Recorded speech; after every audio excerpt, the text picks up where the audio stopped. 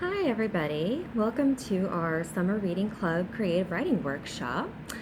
I hope you're all having a great summer so far. I'm here at the library, as you can see, using our story time room. I'm here shelving lots of books, so I hope you're all out there reading for our Summer Reading Club. If you haven't already, you should totally sign up for that. So these past couple weeks in our little workshop, we've talked about using our five senses as a way to generate really creative and fun and exciting writing. So this week we're going to do something a little bit different, another way to try and exercise your mind creatively, right? So this week we're going to talk about two different kinds of spine poems. So the first kind of spine poem is a really fun way to, like I said, try and exercise your brain because unlike our last couple of lessons, this type of poem has a little bit more like rules and restrictions to it. So even without that freedom though, sometimes that can be where the best writing comes from because you're having to work with these constraints, and so you have to really work your mind to come up with a really fun, exciting, and surprising word. My mentor, who introduced this first lesson to us, always said that the best creative writing comes from writing that really surprises you and that's unexpected. And that's what spine poems are all about. So before I jump into that, I want to just read a couple of them to you and show you what they look like. And then we'll talk a little bit more about what a spine poem is and how you can write your own. Okay, the first one is called Spine Poem. The roller coaster of eternity will never stop until it's unplugged. And the second one is called The Poetry Zone. Poetry is the sneeze that is coming now. Bless you. We love that one so much. Every time we talk about it in class, it makes us laugh because it's so funny and surprising. So, spine poem is a short poem made up of 10 words, all stacked on top of each other to make a straight spine. And I'll show you what both of these look like. You can see how they create a little spine. And that first poem, spine poem, was by a 5th grader, and that second one was a collaborative poem, meaning they all wrote it together in class. So that's really fun. So, something really fun about the spine poems. It might sound, intimidating. How do I write a poem with only 10 words? How do we even come up with that idea? But that's the fun and freeing part about the spine poems, is that sometimes poems aren't made of ideas, they're just made of words. So this is a really fun exercise to just play with words and let the words surprise you and not stress about coming up with a creative idea, right? Okay, so let me just look at my notes here.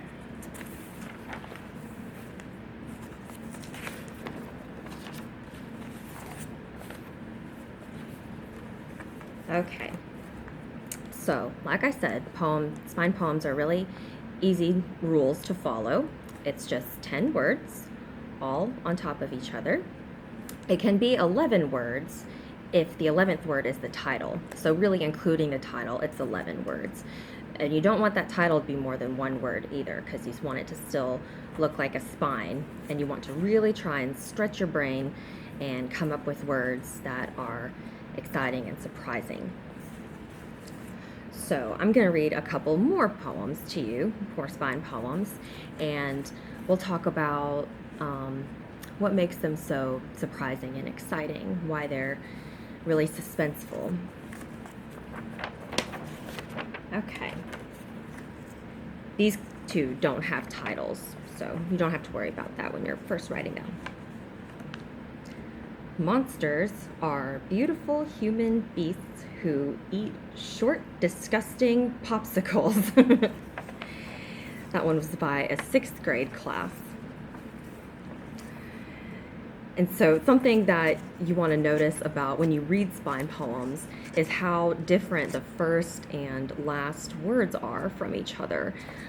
So the first word of that poem was monsters, and the last word is popsicles.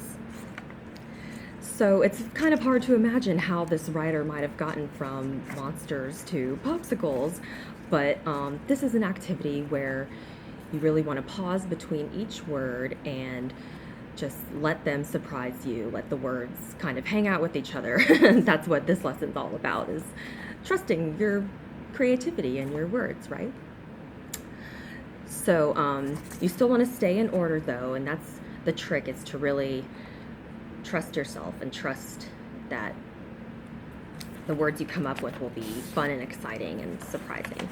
And like we talked about last week, you don't have to get it right the first time, right? You might do one and think, no, that's kind of boring, but it was good practice, and you can always try again or rearrange words afterwards to create, the funniest or the silliest, whatever kind of poem you want to end up with.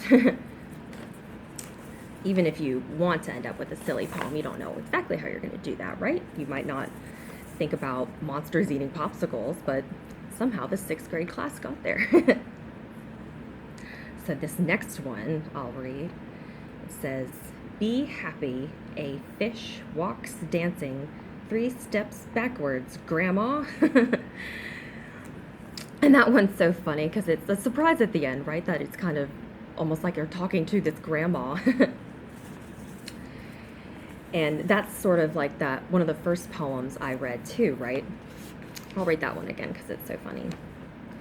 "Poetry is the sneeze that is coming now, bless you." So these poems almost kind of are like speaking, right? Some of them are almost talking to each other. So there's 2 ways you can try to write one of these spine poems. And like I said, some of these were written just by students and some were written together. So a fun way to try and see how words surprise you is to get a partner, maybe your brother or sister, a friend, maybe grab mom and dad, anyone you want, and you can each contribute to a spine poem. So one of you would write the first word, and without telling each other what you're going to say, and you pass your paper to the next person and they would write a word on top of yours, and you would keep passing, without trying to force it to make sense, right? Just following one word after the other. So you would just keep passing the paper around until you get to 10, and then just read what you came up with. And those are a really fun way to warm up because it kind of forces you and shows you that the more surprising it is, the better. And that's a really key part of it as well, is to not try and create a sentence as much as let each word follow the previous word. So you're just playing off each word, not trying to make a full picture. But, by the end of it, you'll have a full picture, right? It'll just be something more surprising and unexpected than you might have thought. Okay, so do it with a partner. It'll be really fun. But if you don't have a partner, here are 6 little steps that you can try to write your own. And then I have 2 more to read for y'all as well. Okay, so this is all about trusting your mind, letting yourself surprise yourself, right? So the first step is, maybe easier said than done, but it is very simple. It's just to empty your mind, try to go to a quiet space and just, take a deep breath and write down the first word that comes to your mind. Don't even question it, just write down the first word that comes to your mind, even if it's like cereal or something that seems like not poetic at all, right? But you can write a poem about anything you want. The spine poems really work that way. So first step is really just clear your mind, take some deep breaths, go to your happy place, and write down the first letter that comes to your mind. And so the second rule, I already stated a little bit, is to follow each word, not trying to remember what the first one was or what the subject or goal is. You know, this is a poem that, although it has rules, like the 10 words on top of each other, you don't have to use correct grammar or, you know, have it be a certain order, right? It can just be something fun and exciting that maybe you edit later. And a good tip to make sure that the words are surprising is to follow each word with something unexpected. And an example of that would be like not using predictable phrases. So for example, if one of your words is rain, and the next word is falls, like that's not really unexpected, right? Because we all know that rain falls. Or like if you say bird and then flies like up a tree, then it's not really an exciting or surprising poem as much as just like a sentence on top of each other. And so we're really trying to just exercise creativity here. And so if you find yourself writing something maybe predictable, like dogs barking, maybe you could go back and just like switch it to a different verb. That's an easy way to just make something a little bit more unpredictable. Okay, and the third step that will help with the second step is to take time between each word. Don't try to rush it, right? You can just, even if you take a break between each word, right? You just write one down and then do some more breathing and going back to a different happy place and write down the second word that comes to your mind. And maybe a fun way to do it would be to think of, in more specific ways, like your favorite animal, and then what's your favorite verb, not really thinking about what that animal does specifically, right? And what's your favorite plant or vacation spot? And if you really get stuck just trying to think of words, right? There's so many words out there. Okay, so that was step 3, is to take your time. And step 4 is something I mentioned as well, is not to go into it knowing how you want your poem to end. So really just a reminder to kind of let go of any expectations or, forcing a subject on this poem, because it's all about the surprise element. Okay, and step 5 is another reminder as well, that it's 10 letters long, and that's not including the title. And a trick with the title is you don't want to title it, excuse me, you don't want to title it until after you've written the poem, because if you title it, that means you're going into it with some kind of expectation or idea or subject, right? And so you don't want to do that until after the poem's written and you know what it's about. And so I'll give you another example of that after. Okay, and 6. This was a good writing tip both for spine poems and just for poems and writing, creative writing in general, is to try and use specific words. Try to be as specific as possible using, it's only one word, right? But anytime you use a more general word, like something you can't really see and picture clearly, you might want to go back and edit that.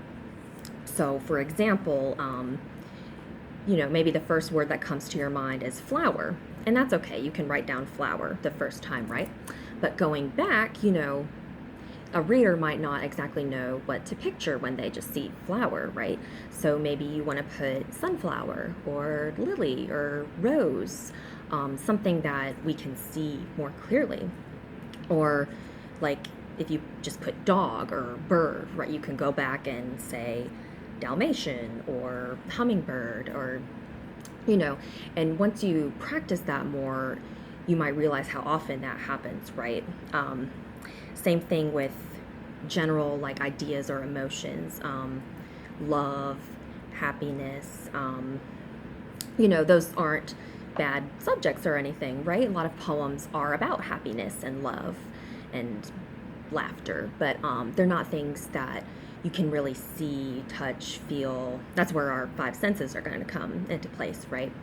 So since we only have 10 words, try and see if you can use as many specific words as possible that can really evoke a certain picture or sense. So those are our tips for this week. We'll read a couple more spine poems, and then I have another type of spine poem to share with y'all. So this next one is called The Ruby. He snapped the apple tree and down plunged a ruby. So that one's fun, right? He probably just started with, maybe he had a picture of a boy, but the ruby is what really was surprising, right? And so they didn't put that title until after the fact. And the next one is called Tick Tock. Tick tock goes the wristwatch, each tick blows a silent kiss. I love that one too, because that one actually uses the title in the poem. So, like I said, I am always game for rule breaking in spine poems, so you never know what you might come up with. This one was a little bit different, that they used the title and made it go along in the poem. And so everyone has different strategies, right? You might find that maybe you want to write every other word and then fill in spaces with, verbs, or whether you're writing about like a mermaid or a boy or girl or mom or dad, whoever. So I definitely recommend trying it out with a partner, letting yourself go, that freedom. And so I hope you all give it a shot. Now, another kind of spine poem I shared in Storytime for National Poetry Month is book spine poetry. So chances are you didn't watch Storytime. So I thought I would share a book spine poem with you. Now these ones are fun because you can use words that are already available. Just grab any books on your bookshelf. Just look along the spines of your books, right? And see which words really pop out, which ones are exciting. Make sure you have some ones with verbs and adverbs too, because that kind of, I got stuck with only nouns at one point. But, just don't try to think too hard about that though. Just grab some spines with your favorite words on it. And you can arrange them into a little poem. And this is another great way to work with limitations and just rearranging fun words. So I'll read this one to you. Here we are, a perfect season for dreaming. Oh, the places you'll go, up and down, where the wild things are, dreamers lost and found. Ooh. And I made another one out of chapter books. Some of you might have more chapter books than picture books, but there's no rules here. It's literally just what you have. Maybe even magazines or cookbooks, just whatever kind of creative arrangement you can make. Okay. This one's makes a little less sense, but just got to use what you got, right? One crazy summer, sweet and sunny tortilla sun. Mermaids in the backyard chasing freedom, falling over sideways. Wild girl, light stars in the darkness.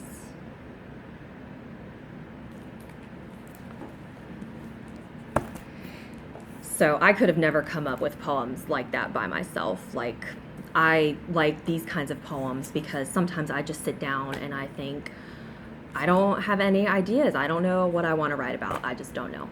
So sometimes it's fun and easy and a really good brain exercise to just rely on the words instead and to use some of these writing skills and tips along the way to help you out. So I hope you all give it a shot and write some spine poetry, whether it's using words or using your book spines. I hope you enjoyed hearing some of these poems as well if you're just tuning in to listen. A quick reminder that we do have a Facebook group. If you go to our library Facebook page under groups, you'll see Imagine Your Story Creative Writing Workshop, and you can request to join and or you can request to be invited. I'll accept your request. I think that's how it works.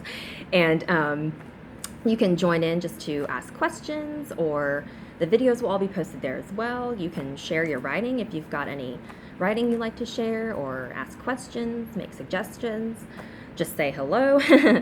You know, we're just there for you. So reminder to join our group if you'd like to do that. And I'll see you next week. It's been so much fun. I hope you're all enjoying your summer and reading and writing.